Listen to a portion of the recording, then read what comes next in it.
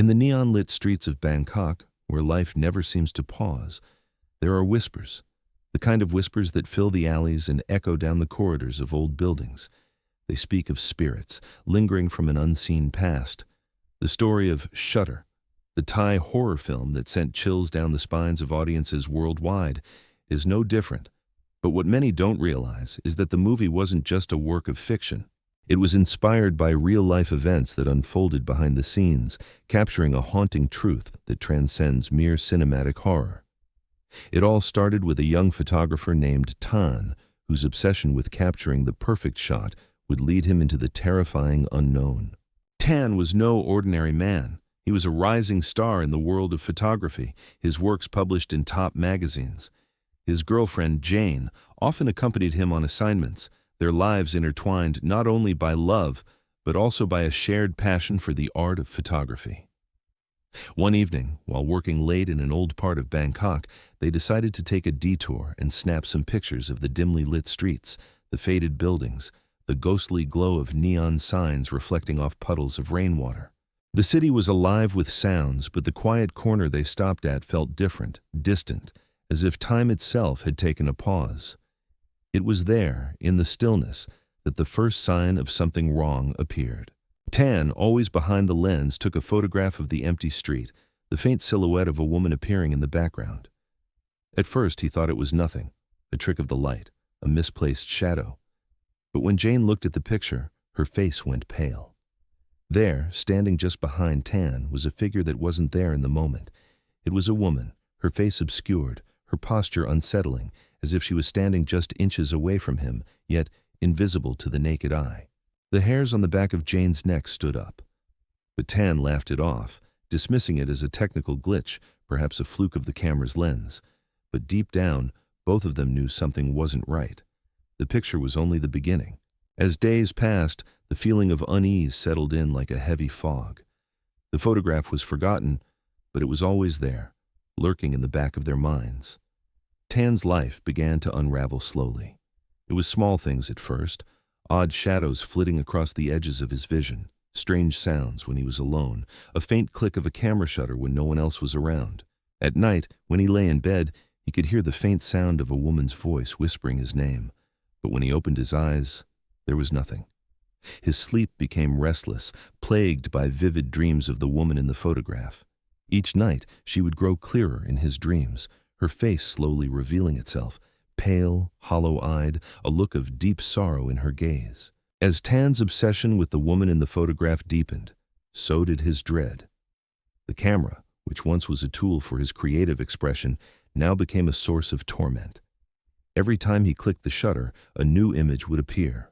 The woman, clearer than before, standing behind him, in his room, in the streets. Tan tried to destroy the photos, delete them, but they always resurfaced. It wasn't just the photographs that troubled him. It was the memories. Memories he had long buried in the recesses of his mind.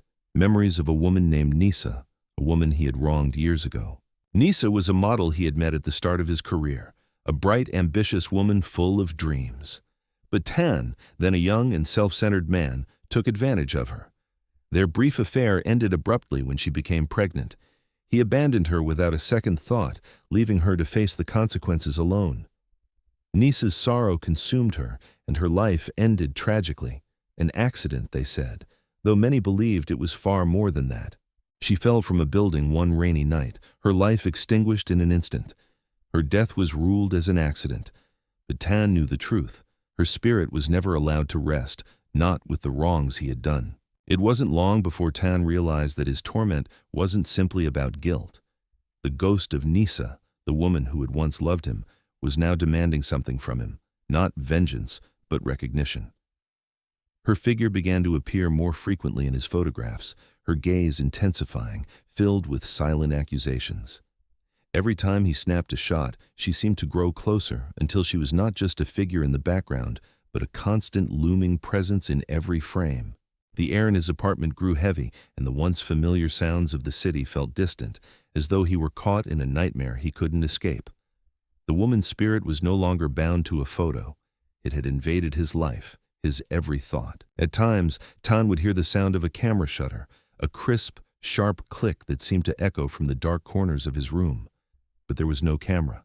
He was alone.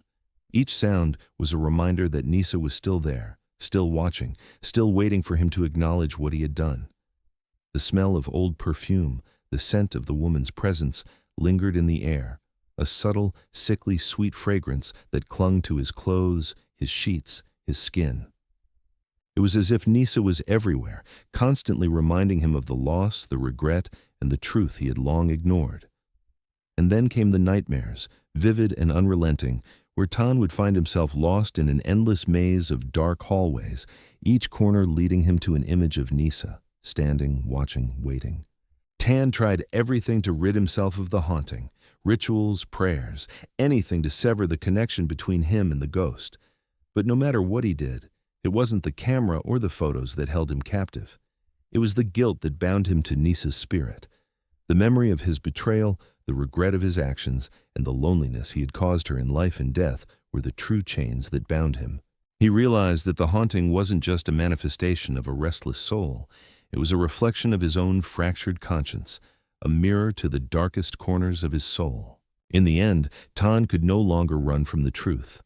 The ghost of Nisa wasn't simply haunting him. She was the manifestation of his own unresolved remorse. He was trapped in a cycle of guilt, unable to escape the memories that had shaped his past. Just as in the movie Shudder, the true horror was not in the ghost itself, but in the consequences of his actions. The photographs, the sounds, the coldness in the air were all reminders of the pain he had caused. Nisa's spirit had become an embodiment of everything Tan had tried to forget, everything he had tried to escape. The real story behind Shudder is not just a tale of supernatural terror. It is a story about the things we leave behind, the ghosts of our past that refuse to be forgotten. It is a story about regret and how it shapes us, how it follows us, how it never lets go. In the end, Tan learned that the most terrifying thing was not the ghost of Nisa, but the understanding that she was never truly gone, and that he would never be able to escape the ghosts of his own making.